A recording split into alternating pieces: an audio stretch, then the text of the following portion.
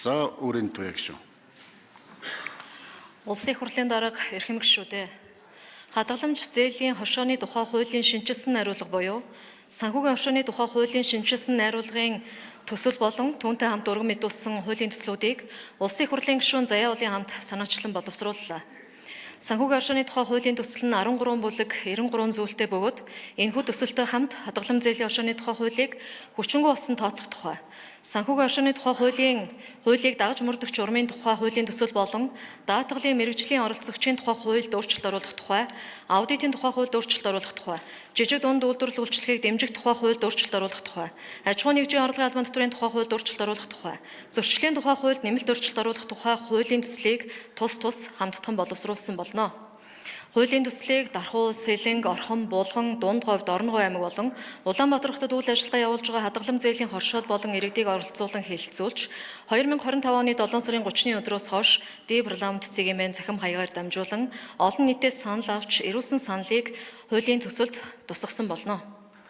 Монгол улсад хадгалам зээлийн хоршоо 1996 оноос хойш байгуулагдаж түүхийн тодорхой үе шатуудыг давж өнөөдрийг хүрсэн байдаг.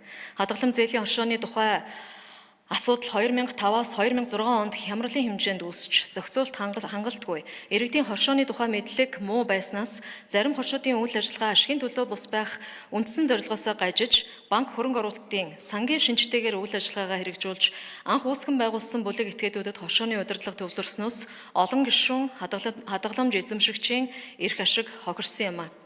Энэ үйл явдал дэлхийд хүлээн зөвшөөрөгдсөн хоршоолын нэр хүндийг Монгол улсад унагсан ийм хор уршгийг авчирсан түүхтэй. Үүссэн нөхцөл байдлыг засаж залруулах зорилгоор Улсын их хурлаас 2011 онд хадгалам зээлийн хоршооны тухай хуулийг баталснаар өнөөдрийн байдлаар хадгалам зээлийн хоршооны тухай хууль 15 жилийн хугацаанд хэрэгжиж байна.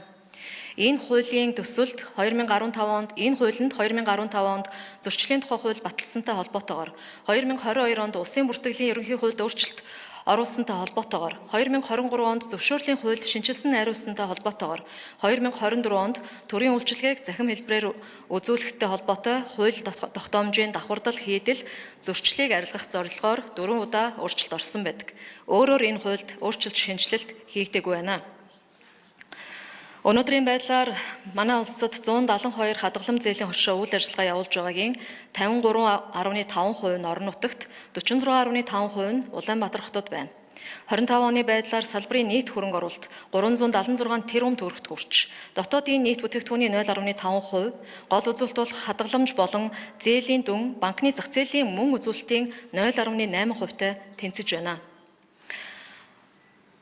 Манай улсад нэг зээлдэгчид ноогдох дундад зээл 10.3 сая төгрөг байгаа бөгөөд Улаанбаатар хотод 17.4 сая, Орон нутагт 4.9 сая төгрөг байна. Нэг хадгаламж эзэмшигчид ноогдох дундад хадгаламж 5.3 сая төгрөг бөгөөд тус үзүүлэлт нь Улаанбаатар хотод 7.5 сая, Орон нутагт 2.9 сая байнамаа. Нийт гишүүд болох 77,155 иргэн байгаа нь эдийн засгийн идэвхтэй хүн амын 5.5%-ийг эзэлж байгаа бөгөөд Аз тивийн хувьд бол дундаж түвшинтэй ойролцоо дэлхийн хэмжээний дундаж үзүүлэлтээс 5.7% доогуур байна. Монгол улсын хүн амын 18-аас 64 насны 26 хүн тутмын нэг нь хадгалам зээлийн хоршооны гишүүн, 71 хүн тутмын нэг нь зээл авсан, 41 хүн тутмын нэг нь хадгаламж төвлөрүүлсэн байна.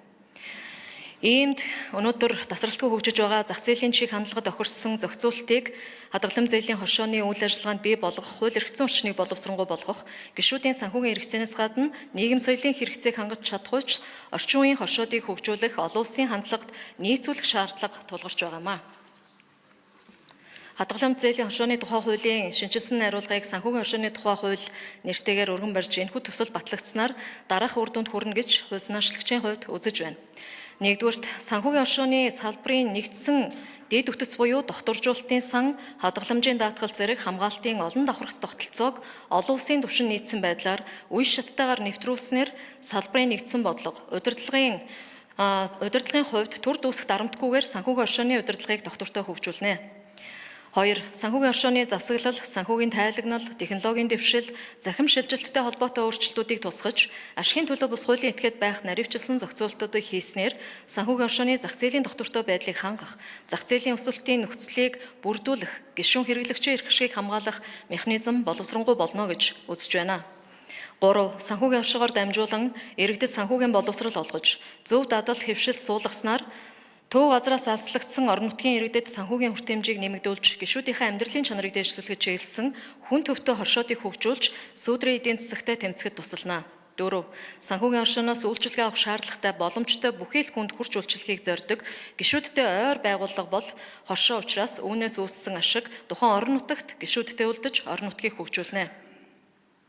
5. Санхүүгийн оршион гишүүдийн хэрэгцээг хангах зорилгоор бичил, дунд, жижиг дунд бизнес үйлдвэрлэл үйлчилгээг орон нутагт хөгжүүлж, ногоон санхүүг дэмжихэд чиглэсэн төсөл хөтөлбөрийг дамжуулан хэрэгжүүлснээр ажилгүйдэл ядуурлыг бууруулахад байгаль орчныг хамгаалах үйлсэд хувь нэмрээ оруулах юм а.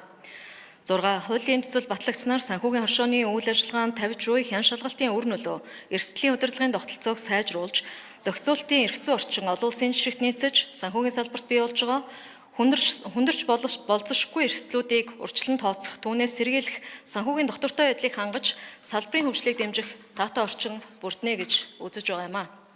Мөн санхүүгийн оршооны үйл ажиллагааны цар хүрээ өргөжөж, санхүүгийн шинэ үйлчилгээ бий болох, санхүүгийн үйлчилгээний хүртээмж нэмэгдэх, гишүүн төвтэй зохицуулалтын орчин бүрдэх юм. Санхүүгийн салбарын хөгжлийг эрчимжүүлж, цаашдын салбарын хөгжлийг дэмжсэн чухал арга хэмжээ болно гэж хууль санаачлагчийн хувьд авч үзэж байна. Улсын хурлын эрхэм гишүүдээ хадгалан зээлийн оршооны тухай хуулийн шинжилсэн найруулга буюу санхүүгийн оршооны тухай хуулийн шинжилсэн найруулгын төсөл болон түүнтэй хамт мэдүүлсэн хуулийн төслүүдийг хэлэлцэн дэмжиж өгөхийг та бүхнээсээ хүсэж байна. Анхаарал хандуулсанд баярлалаа.